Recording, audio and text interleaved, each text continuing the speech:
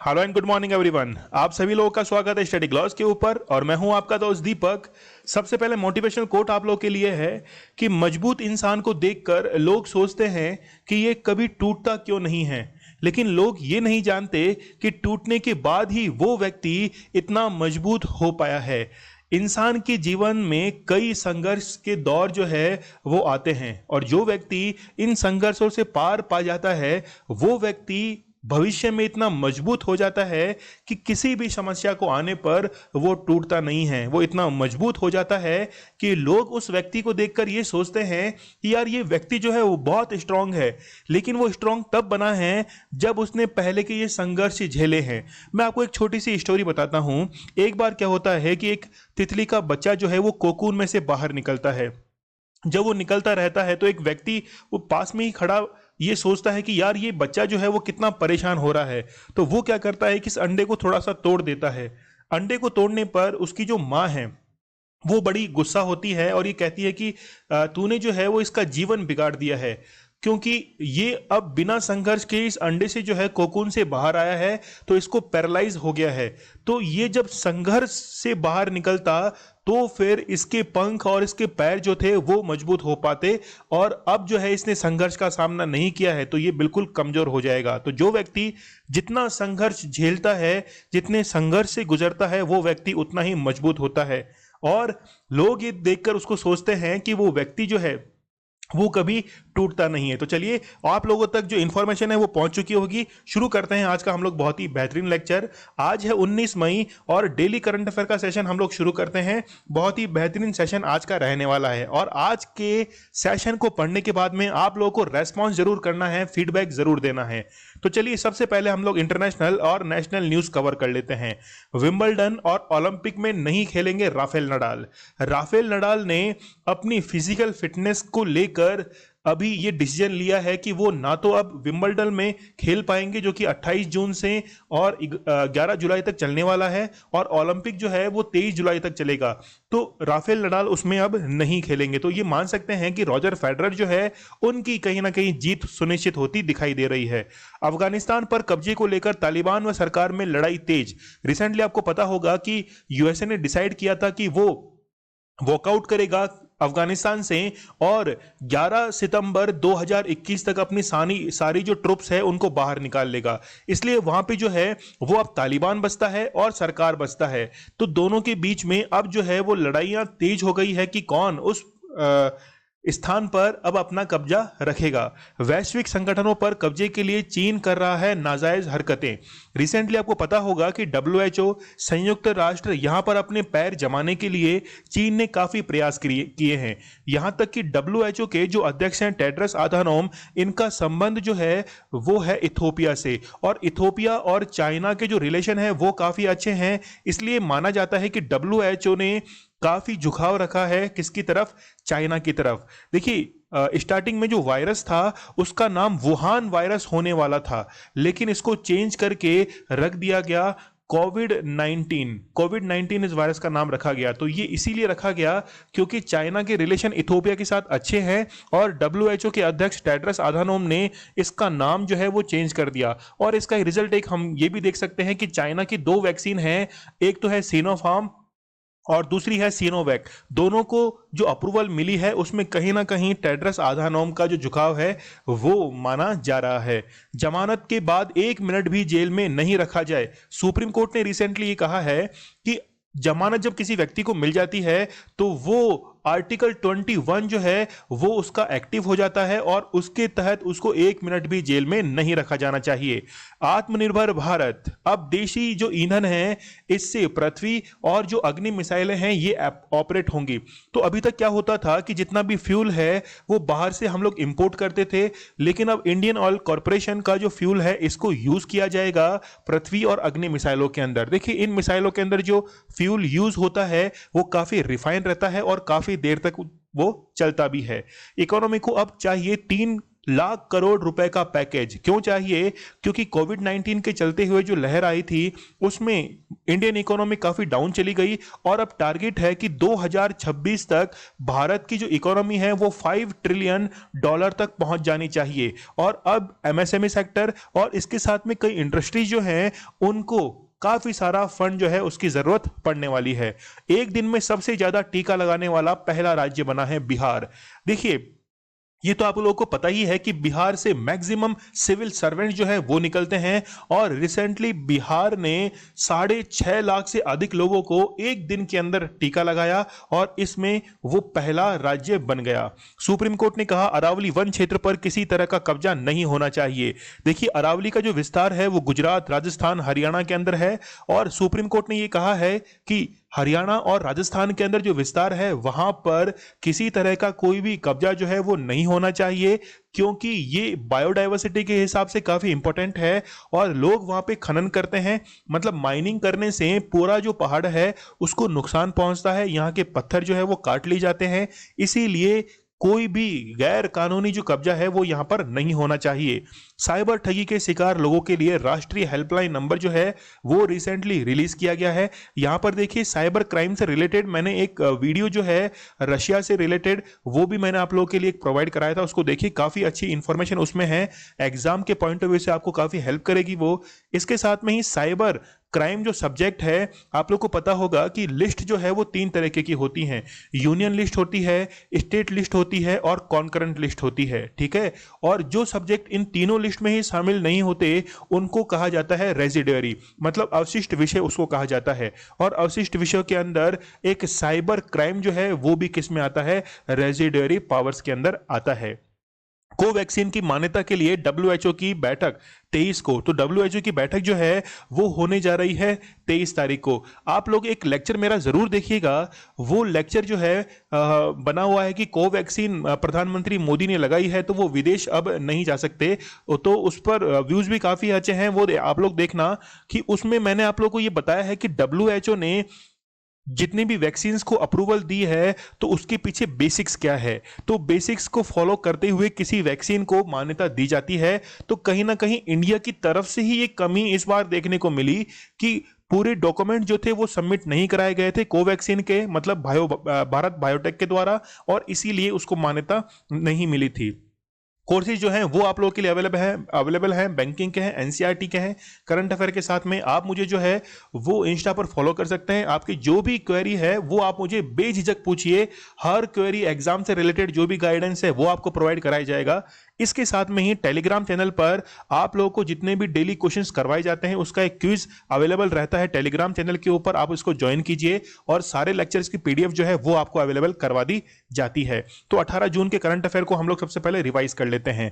केंद्र सरकार ने संसाधनों का पता लगाने और समुद्री संसाधनों का सतत विकास करने के लिए किस मिशन को मंजूरी दी है? तो वो है डीप ओशन मिशन। देखिए, केवल आपका सुनने का ही काम नहीं है, कल आप लोगों ने जो मेरा लेक्चर अटेंड किया है उससे आप लोग मेरे आंसर टिक करने से पहले ही अपना आंसर जो है वो मन में सोच लिया करो। अमेरिका में संघीय जज जो हैं वो कौन बनी है? वो बनी है कौन? सरला विद्या जो है वो बनी है। देश भर में आयोजित प्रशिक्षण कार्यक्रम की व्यापक जानकारी प्रदान करने के लिए किस पोर्टल को लॉन्च किया गया है? तो वो कौन सा है? आदि प्रशिक्षण पोर्टल। भारत में ग्रीन फंगस का पहला मामला जो है वो इंदौर में सामने आया है और इसे किसे अन्य नाम से जाना जाता है? तो वो है एस्परगिलोसिस के नाम से इसको जाना जाता है। माइक्रोसॉफ्ट के चेयरमैन कौन नियुक्त किए गए हैं? तो वो है सत्य नडेला। विश्व मरुस्थलीकरण और सूखा दिवस जो है वो 17 जून को मनाया जाता है। सीएम राइस स्कूल योजना किस राज्य सरकार की पहल है जिसके तहत शिक्षा क्षेत्र परिवर्तन लाने की पहल की गई है? तो वो किसकी है? मध्य प्रदेश सरकार की है। हाल ही में अंटार्कटिका महाद्वीप से कौन सा ग्लेशियर की बर्फ जो है वो तेजी से पिघल रही है? तो बेसिकली ग्लेशियर है, वो ग्लेशियर स्थित कहां पर है? वो है पाइन आइलैंड के ऊपर ही ग्लेशियर स्थित है और यहाँ की बर्फ जो है वो तेजी से पिघल रही है। और एक स्टूडेंट ने मुझे इंस्टा पर क्वेश्चन पूछा, बहुत ही बढ़िया क्वेश्चन था, ठीक है। तो प्रताश द्वीप जो है वो कहां पर, किस सागर में स्थित है? साउथ चाइना सी के अंदर वो स्थित है। हाल ही में किस संस्था ने सरकारी संपत्ति के विकास, निर्माण और रखरखाव की जिम्मेदारी के लिए ड्रोन को अनिवार्य कर दिया है? तो वो है national highway authority of India. ये कल का हमारे स्टडी ग्लोस क्वेश्चन था कि अरिगनार जो अन्ना जूलॉजिकल पार्क है जहां पर एक शेरनी की मृत्यु हुई हुई थी कहां पर स्थित है, तो ये तमिलनाडु के चेन्नई के अंदर स्थित है। बेसिकली एक शेर जो है उसकी मृत्यु भी रिसेंटली हुई है यहाँ पर। 19 जून के बहुत ही बेहतरीन करंट अफेयर आप लोगों के सामने अब अवेलेबल हैं। एक दिन में सर्वाधिक टीकाकरण करने वाला पहला राज्य कौन सा बन गया है, तो वो बन गया है कौन सा, बिहार। तो बिहार के अंदर 6 लाख लगभग 50,000 से अधिक लोगों को क्या किया गया है, वहां पर वैक्सीनेट किया गया है। इसके साथ में ही वैक्सीनेशन के अंदर पहला राज्य बन गया है जिसने 24 घंटे के अंदर 24 आवर्स के अंदर सबसे ज्यादा वैक्सीनेट किया है लोगों को, और इनकी उम्र जो है वो 18 से 35 वर्ष के बीच में है। मैंने आप लोगों को एक परियोजना जो है वो भी बताई थी, डगमारा। डगमारा जो परियोजना है वो कहाँ की है, बिहार की है, और ये कोसी नदी के ऊपर बनाई गई है। रिसेंटली एक इंडिया जस्टिस रिपोर्ट आई थी, इंडिया जस्टिस रिपोर्ट, ठीक है। इस रिपोर्ट के अंदर ये बताया गया था कि बिहार के अंदर जितने भी पुलिसकर्मी हैं उनका 25% जो है वो क्या है, वो है वुमेन्स, ठीक है। 25% वुमेन्स हैं। बिहार के अंदर वाल्मीकि नेशनल पार्क है, याद रखिएगा आप लोग। देखिए यहाँ के जो स्वास्थ्य मंत्री हैं वो कौन है, मंगल पांडे, ठीक है, मैं मजाक नहीं कर रहा हूं, मंगल पांडे ही इनका नाम है। तो यहाँ के जो हेल्थ मिनिस्टर है उनका नाम आप लोग याद रखिएगा। तो बिहार राज्य के बारे में आप लोग देखिए, यहाँ के गवर्नर हैं कौन, फागू चौहान जो हैं वो यहाँ के गवर्नर हैं। कैपिटल है पटना। चीफ मिनिस्टर कौन है, नीतीश कुमार यहाँ के चीफ मिनिस्टर हैं। तो आप लोग यहाँ पे मैप देख सकते हैं।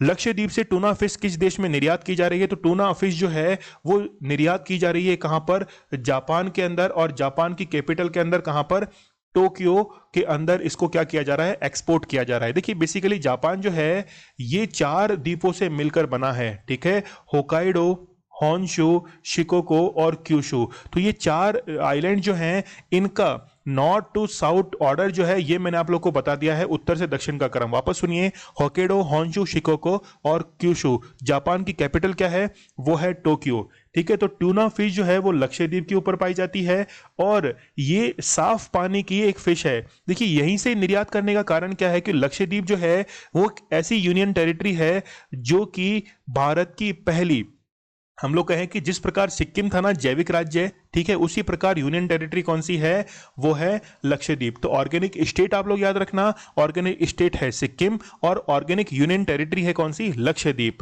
संजय यादव को किस हाईकोर्ट का मुख्य न्यायाधीश बनाया गया है, तो इलाहाबाद जो हाईकोर्ट है यहां का इनको मुख्य न्यायाधीश बनाया गया है, इलाहाबाद हाईकोर्ट का। देखिए हाईकोर्ट के जो न्यायाधीश हैं इनकी जो अपॉइंटमेंट है ये सुप्रीम कोर्ट के जो कॉलेजियम है, कॉलेजियम के अंदर 4+1 जजेस होते हैं, तो वो रिकमेंड करते हैं प्रेसिडेंट को, और प्रेसिडेंट जो है वो इनको क्या करते हैं, अपॉइंट करते हैं। जबकि शपथ औथ जो है वो कौन दिलाता है हाईकोर्ट के मुख्य न्यायाधीश को, हाईकोर्ट के मुख्य न्यायाधीश को कौन दिलाता है, और वो दिलाते हैं यहाँ के राज्यपाल, ठीक है। तो याद रखना। और ये हाईकोर्ट जो है इलाहाबाद हाईकोर्ट, ये भारत का सबसे बड़ा हाईकोर्ट है। टेनिस के किस दिग्गज खिलाड़ी ने टोक्यो ओलंपिक में भाग लेने से इनकार कर दिया है, तो वो कौन है, वो है राफेल नडाल। तो राफेल नडाल का संबंध कहां से है, ये स्पेन से है। देखिए सबसे पहले तो विंबलडन की हम लोग बात करें तो विंबलडन होने जा रहा है 28 जून से लेकर 11 जुलाई तक, ठीक है। इसके साथ में ओलंपिक जो हो रहा है वो 23 जुलाई से शुरू होने जा रहा है। इन दोनों के अंदर ही पार्टिसिपेट करने से मना कर दिया है। तो टोक्यो ओलंपिक में पार्टिसिपेट नहीं करेंगे, और विंबलडन जो है इसमें भी पार्टिसिपेट नहीं करेंगे। और अगर ये बाहर निकलते हैं तो रॉजर फेडरर जो हैं इनका रास्ता साफ हो जाता है, और अगर इन्होंने अपना ये ग्रैंड स्लैम जीत लिया विंबलडन, तो इन्होंने फिर 21वां ग्रैंड स्लैम जीतने वाले ये व्यक्ति बन जाएंगे। तो 21वां ग्रैंड स्लैम ये जीत लेंगे। देखिए जो ओपन होते हैं मतलब टेनिस के अंदर, तो सबसे पहले कौन सा होता है, सबसे पहले होता है ऑस्ट्रेलियन ओपन, ठीक है, फिर होता है फ्रेंच ओपन, उसके बाद में होता है कौन सा, विंबलडन होता है, और फिर होता है यूएस ओपन। तो ये 4 जो हैं वो आप लोग याद रखना, इसी ऑर्डर के अंदर ये होते हैं। चले हम लोग आगे। यहाँ पे आप लोग देख सकते हैं राफेल नडाल, और ये जो हैं 3 जून 1986 को इनका जन्म हुआ था, स्पेन के ये रहने वाले हैं। इनकी एक बुक जो है राफा, ये आप लोग जरूर याद रखिए, एग्जाम के पॉइंट ऑफ व्यू से ये इंपॉर्टेंट हो सकती है। दिल्ली मास्टर प्लान 2021 तो या 41 तो ये तो आपको पता ही है, लेकिन दिल्ली को किस शहर के ऊपर विकसित किया जाएगा, किस तर्ज के ऊपर, तो वो है न्यूयॉर्क। तो जैसे दिल्ली का सेंट्रल पार्क है, तो दिल्ली का सेंट्रल पार्क न्यूयॉर्क की तर्ज पर उसको विकसित किया जाएगा। देखिए 41 का जो प्लान है कि दिल्ली को 24 घंटे के लिए ओपन रखा जाएगा और इसके साथ में ही यहाँ पर कई फैसिलिटीज जो हैं वो प्रोवाइड कराई जाएंगी। और ये प्लान जो है वो 2 वॉल्यूम के अंदर आया है, वॉल्यूम 1 और वॉल्यूम 2। तो वॉल्यूम 1 के अंदर अभी तक जो भी सुविधाएं हैं 2021 तक वो इसमें लिखा गया है और 2041 तक जो प्रोवाइड कराया जाएगा वो वॉल्यूम 2 के अंदर लिखा गया है। मुख्यमंत्री किसान मित्र ऊर्जा योजना किस राज्य से संबंधित है? तो आप लोग याद रखना राजस्थान से ये संबंधित है। और जितनी भी इलेक्ट्रिसिटी यूज होती है एग्रीकल्चर सेक्टर के अंदर वहां पर किसानों को क्या दी जाएगी? सब्सिडी दी जाने के लिए ही ये शुरू की गई है राजस्थान के द्वारा। और राजस्थान को आपको पता होगा कि चिरंजीवी योजना जो है वो भी शुरू की गई थी। 5 लाख का बीमा यहां पर निशुल्क और कैशलेस करने वाला पहला राज्य बन गया है। कौन? राजस्थान। राजस्थान ने ही ब्लैक फंगस को सबसे पहले क्या किया था? एपिडेमिक घोषित किया था। देखिए 2 वर्ड हैं, एक तो है एपिडेमिक और है पेंडेमिक। ठीक है, एपिडेमिक का मीन्स होता है कि किसी निश्चित क्षेत्र के अंदर, निश्चित राज्य में, निश्चित जिले के अंदर, ठीक है, तो जब वो बीमारी फैलने लगती है तो उसको हम लोग कहते हैं एपिडेमिक। लेकिन जब कोई लिमिटेशंस नहीं होती, पूरे वर्ल्ड लेवल पे वो फैलती है, तो उसे हम लोग कहते हैं पेंडेमिक। तो अभी कोविड-19 जो है वो पेंडेमिक बन चुकी है। हाल ही में किस शहर में खून दो वैक्सीन लो? ठीक है, थोड़ा सा अटपटा आप लोग को सुनने में लग रहा होगा, लेकिन ये अभियान की शुरुआत कहाँ की गई है? कोलकाता के अंदर इसको शुरू किया गया है। देखिए वहां पर ब्लड की जो है, इंडिया के अंदर अभी ब्लड की बहुत ज्यादा कमी चल रही है, इसीलिए ये एक इनिशिएटिव जो है वो कोलकाता सिटी के अंदर किया गया है कि आप जब ब्लड देने के लिए आएंगे तो आपको फ्री ऑफ कॉस्ट जो है वो वैक्सीन अवेलेबल करवा दी जाएगी। देखिए यदि हम लोग इंडिया की बात करें तो ब्लड की जो एक यूनिट है वो 450 ml जो है, 450 ml जो है वो इज इक्वल टू होता है 1 यूनिट।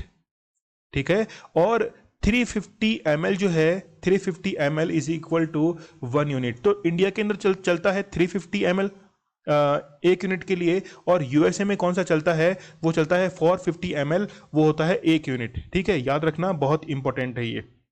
चलिए, इथेनॉल संवर्धन नीति को लागू करने वाला भारत का पहला राज्य कौन सा है? तो आप लोग याद रखना वो है कौन सा राज्य?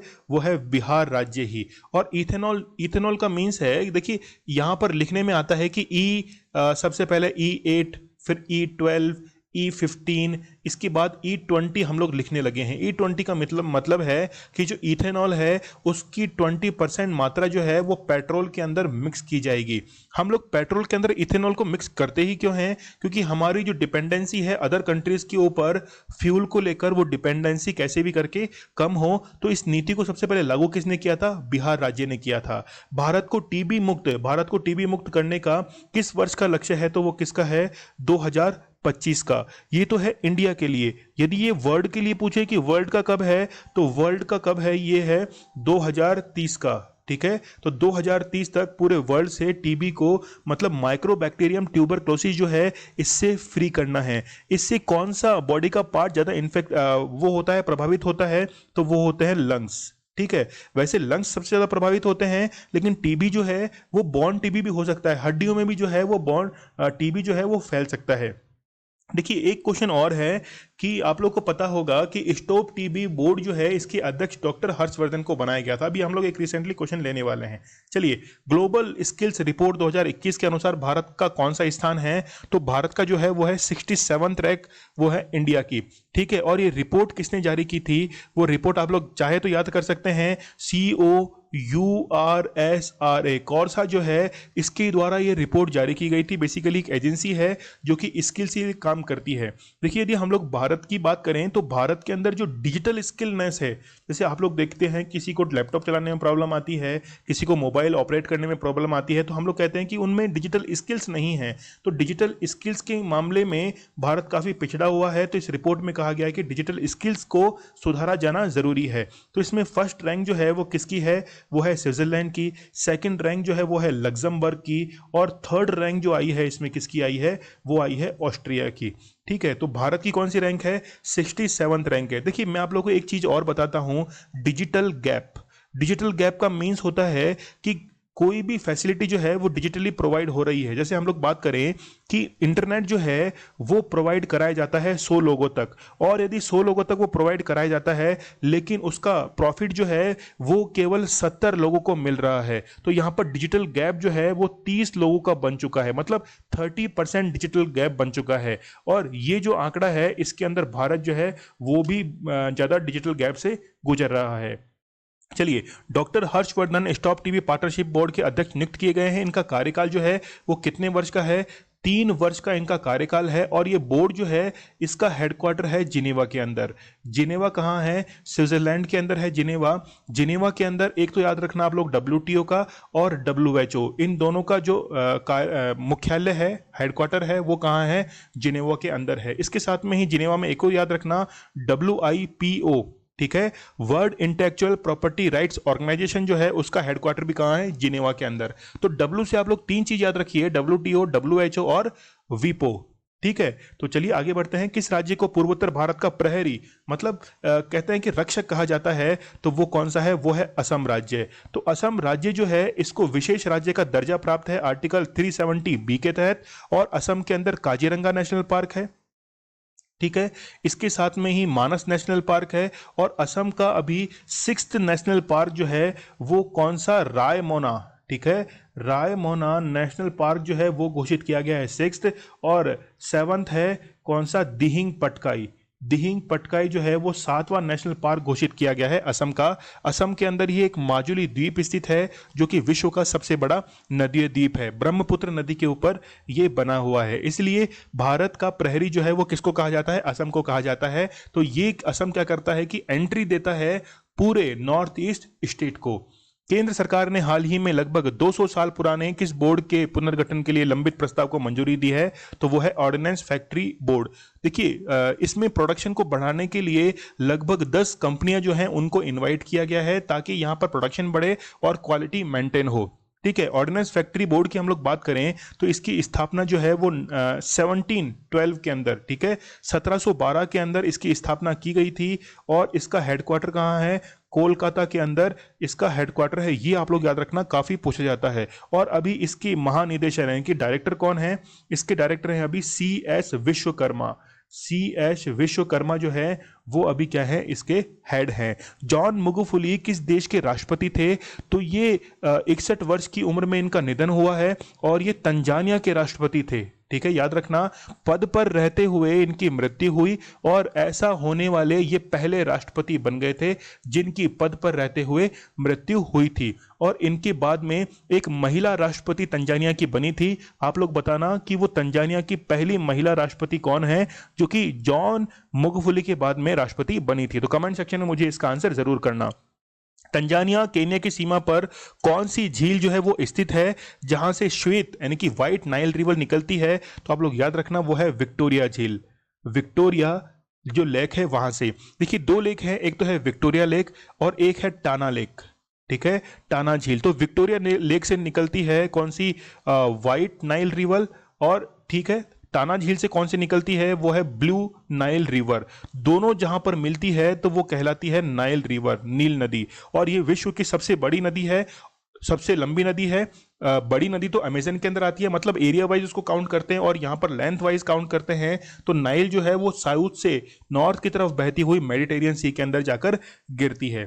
चलिए, केंद्र सरकार ने जल जीवन मिशन के तहत घर घर नल द्वारा जल की आपूर्ति हेतु किस राज्य को 3691 करोड़ रुपए आवंटित किए हैं? तो आप लोग याद रखना इसका आंसर क्या रहेगा? तमिलनाडु रहेगा। देखिए, पूरी जो राशि है जल इसके घर घर नल से जल पहुंचाने के लिए वो कितनी है? 3,60,000 करोड़ रुपए। 3,60,000 करोड़ रुपए जो है वो टोटल इसके अंदर है, और उसमें से 3,691 करोड़ रुपए जो है वो तमिलनाडु को क्या किए गए हैं? यहाँ पर आवंटित किए गए हैं। देखिए, ये नल से जल जो मिशन है इसको लॉन्च कब किया गया था? 15 अगस्त 2019 को।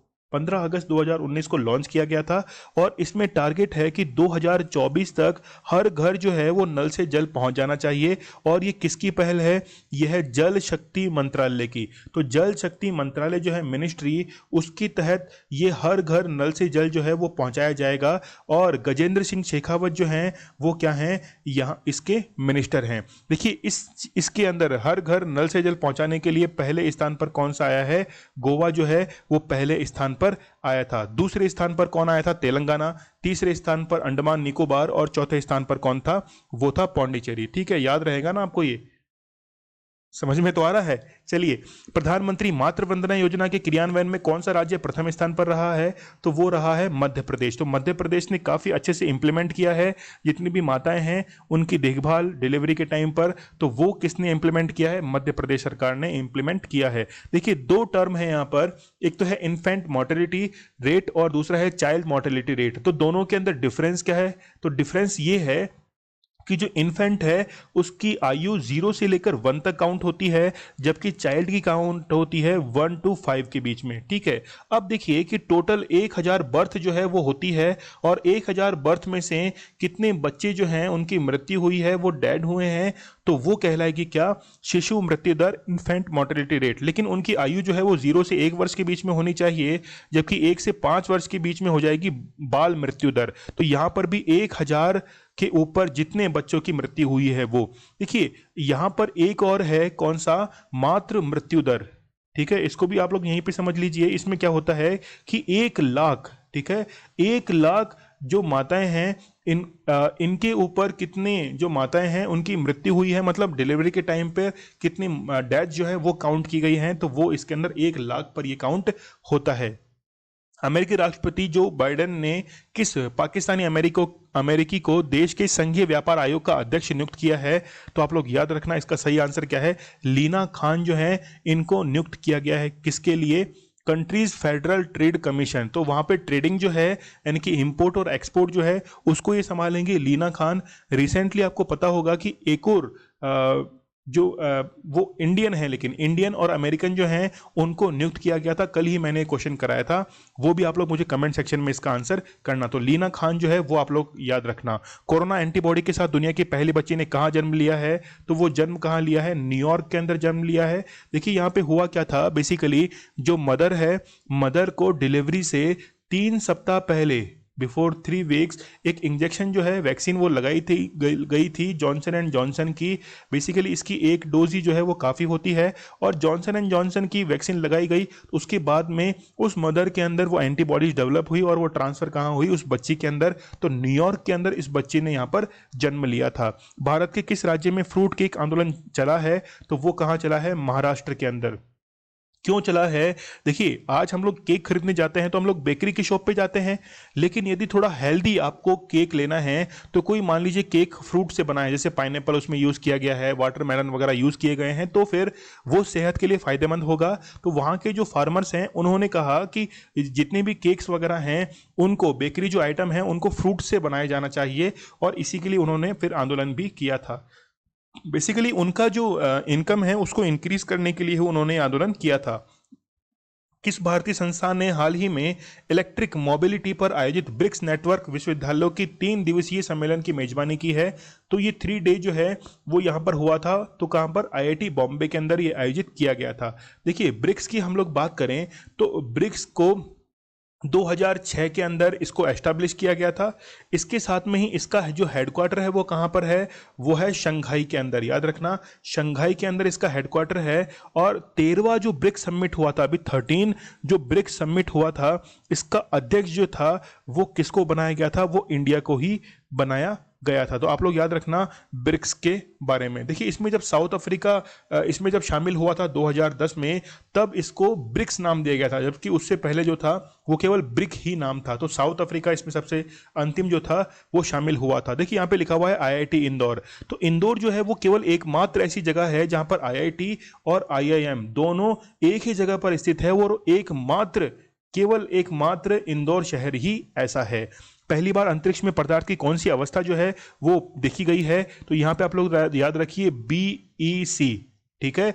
बोस आइंस्टीन कंडेंसेशन जो है ये अवस्था देखी गई है, और ये पदार्थ की कौन सी अवस्था है? यह है पदार्थ की पांचवी अवस्था, ठीक है। मैटर की फिफ्थ स्टेज ये होती है। यदि हम लोग बात करें, सबसे पहले आप लोग याद रखिए फर्स्ट स्टेज सॉलिड है, उसके बाद में फिर लिक्विड है, और उसके बाद में क्या है? फिर गैस है, ठीक है। तो गैस को यदि आप ज्यादा टेम्परेचर पर उसको गर्म करेंगे तो गैस किस में कन्वर्ट हो जाएगी? प्लाज्मा में कन्वर्ट हो जाएगी, और इसे ही क्या कहा जाता है? प्लाज्मा को फोर्थ स्टेज कहा जाता है। लेकिन यदि हम लोग ज्यादा इसको ठंडा करते हैं, मतलब यदि हम लोग ठंडे की तरफ बढ़ते हैं, टेम्परेचर को ज्यादा ही कम करते हैं और -270 डिग्री सेल्सियस तक पहुंच जाते हैं, तो फिफ्थ स्टेज जो है वो प्राप्त हो जाती है किसकी? BEC की। तो क्या इसको प्राप्त करना इतना आसान है? बिल्कुल नहीं। एक पदार्थ है पीरियोडिक टेबल के अंदर, रुबिडियम। तो रुबिडियम को जब 270 डिग्री सेल्सियस पर इसको ठंडा किया जाता है तो ये अपने फिफ्थ स्टेज के अंदर आ जाता है। पीरियोडिक टेबल जो है इसके जो मॉडर्न आविष्कारक हैं, इन्वेंटर हैं, वो कहा जाता है किसको? मॉजले को कहा जाता है, ठीक है। मॉजले जो हैं वो मॉडर्न जो आवर्त सारणी है, पीरियोडिक टेबल है, इसके इन्वेंटर कहलाते हैं। IIT मुंबई के प्रोफेसर चेतन सिंह सोलंकी ने 11 वर्ष की कौन सी लंबी यात्रा की शुरुआत की है? तो आप लोग याद रखना, एनर्जी स्वराज यात्रा। एनर्जी स्वराज यात्रा जो है इसकी शुरुआत प्रोफेसर चेतन सिंह सोलंकी के द्वारा की गई, और ये कहाँ के हैं? IIT बॉम्बे के हैं। देखिए इन्होंने क्या लिया था प्रण कि 11 वर्ष तक एक सोलर ऑपरेटेड बस जो है, इससे ये पूरे भारत की यात्रा करेंगे, और भारत के अंदर सोलर एनर्जी मतलब ग्रीन एनर्जी के लिए क्या करेंगे? प्रयास करेंगे। भारत और एशियाई विकास बैंक ने किस राज्य के औद्योगिक क्षेत्र में सड़क नेटवर्क अपग्रेड करने के लिए हाल ही में $484 मिलियन ऋण हेतु समझौता किया है? तो आप लोग याद रखना, वो है तमिलनाडु।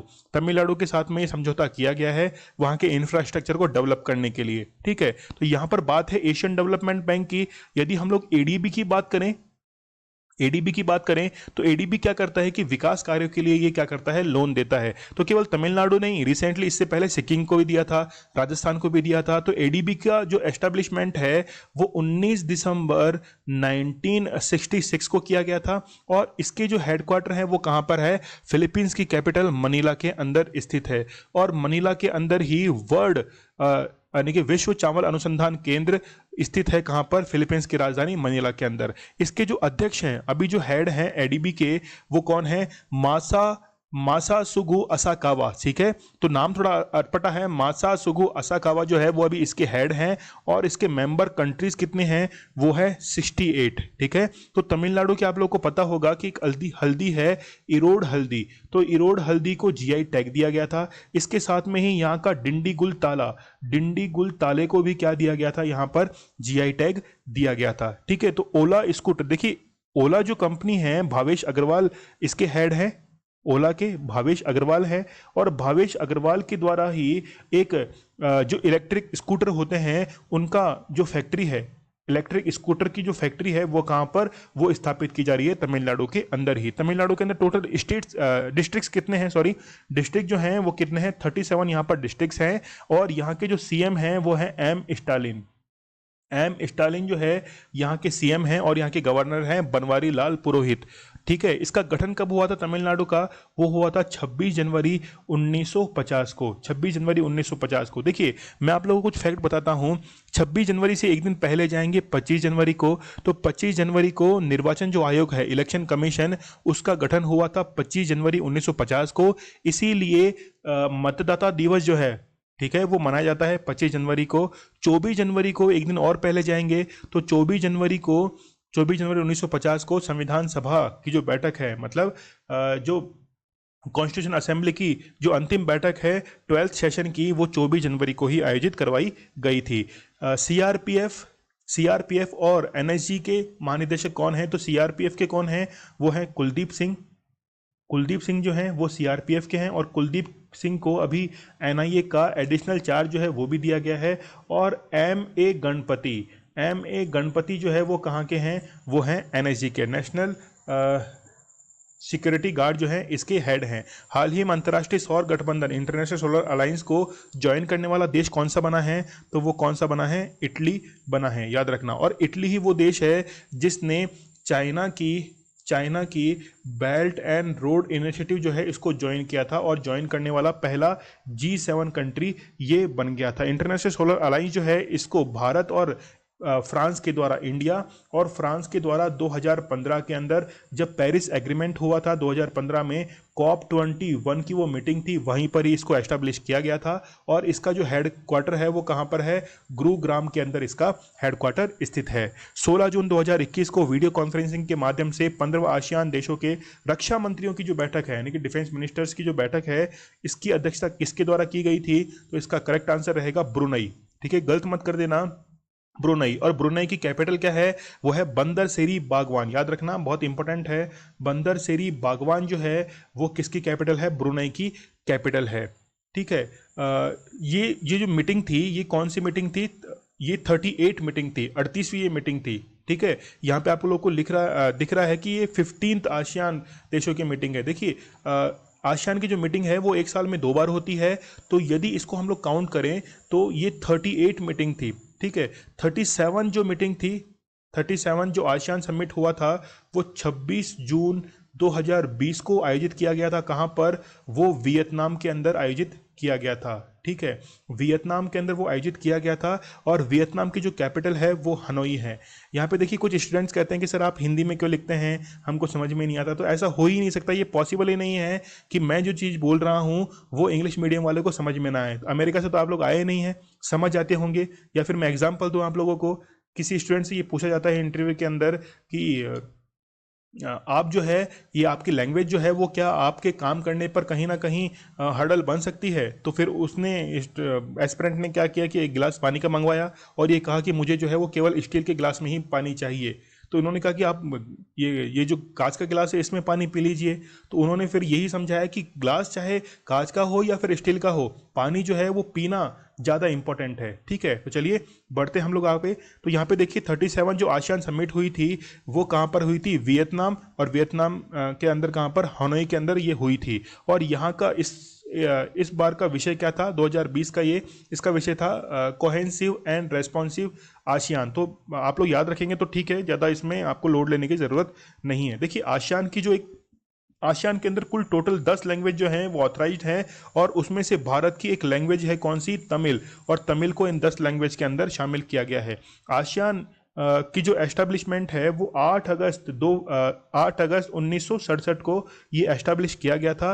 और इसका सेक्रेटेरिएट जो है वो कहाँ स्थित है, जकार्ता के अंदर स्थित है। जकार्ता में इसका सेक्रेटेरिएट स्थित है। और सदस्य देश कितने हैं, 10 इसके सदस्य देश हैं। हाल ही में किस देश ने मिसाइल सिटी का निर्माण किया है, तो आप लोग याद रखना, ईरान के द्वारा मिसाइल सिटी जो है वो निर्मित की गई है अंडरग्राउंड।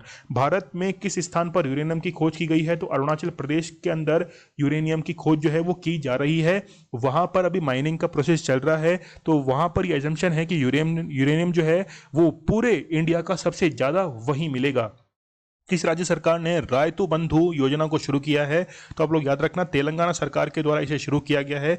देखिए किसान को बीज की ज़रूरत पड़ती है, फर्टिलाइजर जो है इसकी ज़रूरत पड़ती है, इसके साथ में जितने भी कीटनाशक वगैरह जो है इनकी ज़रूरत पड़ती है। ठीक है, तो इसमें जो भी खर्चा होगा तो सरकार की तरफ से वो क्या दी जाएगी, सब्सिडी जो है वो दी जाएगी। और यहाँ तक कि 5,000 रुपये जो है, 5,000 रुपये प्रति एकड़, 5,000 रुपये प्रति एकड़ दिए जाएंगे, पर सीजन के हिसाब से दिए जाएंगे। ठीक है, तो किसान को 5,000 रुपये की इसमें क्या की जाएगी, हेल्प की जाएगी। देखिए तेलंगाना जो बना था वो कब बना था, 2 जून 2014 को बना था। इसके लिए एक आयोग जो था वो गठित किया गया था, कृष्णा कमीशन, और इसको गठित किया गया था 2010 के अंदर। 2010 में 5 सदस्यीय ये आयोग था। इसने 2013 में अपनी रिपोर्ट दी थी और उसी के आधार पर 2014 को क्या बन गया था, तेलंगाना बन गया था। ठीक है, तेलंगाना की कैपिटल क्या है, तेलंगाना की कैपिटल है हैदराबाद। और जबकि आंध्र प्रदेश की कैपिटल क्या बनाई गई थी, अमरावती जो है वो आंध्र प्रदेश की कैपिटल जो है वो बनाई जा चुकी है। पहले दोनों के हाई कोर्ट दोनों सेम थे, लेकिन अब जो है वो दोनों के हाई कोर्ट भी अलग अलग हो चुके हैं। भारत को तेल निर्यात करने वाले देशों में दूसरे स्थान पर सऊदी अरब की जगह कौन सा देश आ गया है, तो वो आ गया है कौन सा, सऊदी अरब की जगह यूएसए आ गया है। तो सबसे ज़्यादा जो तेल जो ऑयल जो है इंपोर्ट होता है इराक से, सबसे ज़्यादा जो ऑयल है वो इंपोर्ट किया जाता है इराक के बाद, फिर यूएसए, और थर्ड नंबर पे कौन आ गया है, वो आ गया है नाइजीरिया। ठीक है, तो यूएसए सेकंड नंबर पे कैसे आ गया, क्योंकि ओपेक कंट्रीज के अंदर सबसे सस्ता क्रूड ऑयल जो है वो यूएसए के द्वारा प्रोवाइड कराया जा रहा है। विश्व का चौथा सबसे बड़ा एयरपोर्ट जो है वो कौन सा बनने जा रहा है, तो नोएडा एयरपोर्ट जो है वो सबसे बड़ा एयरपोर्ट बनने जा रहा है। हाल ही में किस राज्य ने बीपीएल परिवारों को 1 लाख सहायता राशि देने की घोषणा की है, जिन्होंने कोविड-19 कारण अपने जो जो भी यानी कि अर्निंग सोर्स थे, मतलब कमाने वाले सदस्य थे, उनको खो दिया है। तो यहाँ पे याद रखना इसका आंसर क्या रहेगा, कर्नाटक इसका करेक्ट आंसर रहेगा। तो यहाँ पर क्या दिया जाएगा, इनको सहायता राशि दी जाएगी 1 लाख रुपए की। कर्नाटक जो है इसकी स्थापना 1 नवंबर 1956 को की गई थी। देखिए 1 नवंबर 1956 को कई सारे राज्य जो हैं इनका गठन किया गया था। दूसरे खेलो इंडिया जो गेम्स थे, सेकेंड जो खेलो इंडिया गेम्स थे, इनका आयोजन भी कहाँ हुआ था, इनका आयोजन कर्नाटक के अंदर ही हुआ था। देखिए देश की पहली जो गर्ल्स फुटबॉल एकेडमी है, गर्ल्स फुटबॉल जो एकेडमी है वो भी कहां पर स्थापित की गई थी, बेंगलुरु के अंदर इसको स्थापित किया गया था। कर्नाटक का जो 31वां जिला, 31st जो स्टेट डिस्ट्रिक्ट जो बना था वो कौन सा था, वो था विजयनगर। विजयनगर 31st यहाँ का स्टेट था। यहाँ के सीएम कौन है, वो हैं बी.एस. येदुरप्पा। बी.एस. येदुरप्पा यहाँ के सीएम हैं। और गवर्नर कौन है, गवर्नर है वाजूभाई वाला। वाजूभाई वाला जो है वो यहाँ के गवर्नर हैं। जैसे मैंने अभी कल परसों एक तुलु लैंग्वेज के बारे में आप लोगों को क्वेश्चन करवाया था, यानी कि एक स्पेशल सेशन भी लिया था तुलु लैंग्वेज के बारे में। तो तुलु लैंग्वेज कहाँ की है, कर्नाटक की और केरल की है, और अभी मांग चल रही है कि इसको 8वीं अनुसूची में शामिल किया जाए। ठीक है, तो वहां पर मैंने आप लोगों को एक चीज और बताई थी, यक्षगण। तो यक्षगण जो है वो तमिलनाडु का क्या, सॉरी कर्नाटक का क्या है, नृत्य है, यक्षगण है। जैसे आप लोग और देखिए इसमें करगा है, करगा भी कहाँ का है, कर्नाटक का ही है। एक और है लाम्बी, लाम्बी जो है वो भी कर्नाटक का है। यहाँ पर नेशनल पार्क भी स्थित हैं। कौन कौन से हैं, जैसे बांदीपुर नेशनल पार्क है, बांदीपुर जो है वो नेशनल पार्क है। बनेरघट्टा, बनेरघट्टा जो है वो नेशनल पार्क है। इसके साथ में नागर होले जो है, नागर होले ये नेशनल पार्क यहाँ स्थित है। कुंद्रेमुख, ठीक है, कुंद्रेमुख जो है वो नेशनल पार्क भी यहाँ पर स्थित है। आंशी नेशनल पार्क, ठीक है, तो आप लोग याद रखना, बनेरघट्टा हम लोगों ने किया है, बांदीपुर किया है, नागर होले किया है, कुंद्रेमुख किया है। आंशी नेशनल पार्क जो है वो कर्नाटक के अंदर स्थित है, बहुत इंपॉर्टेंट है, याद रखना। हाल ही में किस संघ ने डिजिटल, यानी कि कौन सा ऑर्गेनाइजेशन जो है उसने डिजिटल ग्रीन सर्टिफिकेट को निर्मित करने की घोषणा की है, तो वो है यूरोपियन यूनियन। यूरोपियन यूनियन की जितने भी कंट्रीज हैं 27, वहां पर जिसने भी वैक्सीन लगाई है उसको डिजिटल ग्रीन सर्टिफिकेट दिया जाएगा, और वो फिर यूरोपियन यूनियन के इन देशों के अंदर बेफिक्र होकर जा सकता है without any visa and passport. Varun military exercise Bharat के किस देशों के साथ करता है, तो भारत जो है वो करता है वरुण किसके साथ में, फ्रांस के साथ में करता है। लेकिन रिसेंटली यूएई जो था वो भी इसके अंदर शामिल हुआ था। तो 3 हो गए वरुण के अंदर, कौन कौन सा, भारत हो गया, फ्रांस हो गया और यूएई हो गया है। डॉक्टर एस जानकी रमन को किस देश में भारतीय राजदूत नियुक्त किया गया है, तो वो कहां पर, क्यूबा के अंदर नियुक्त किया गया है। देखिए क्यूबा को हम लोग कहते हैं चीनी का कटोरा, क्योंकि सर्वाधिक जो है वो गन्ने का उत्पादन कहां पर होता है, तो गन्ने से चीनी निर्मित करने के लिए क्यूबा फेमस है। और ये कहां पर स्थित है, कैरेबियन जो आइलैंड है वहां पर क्यूबा देश स्थित है।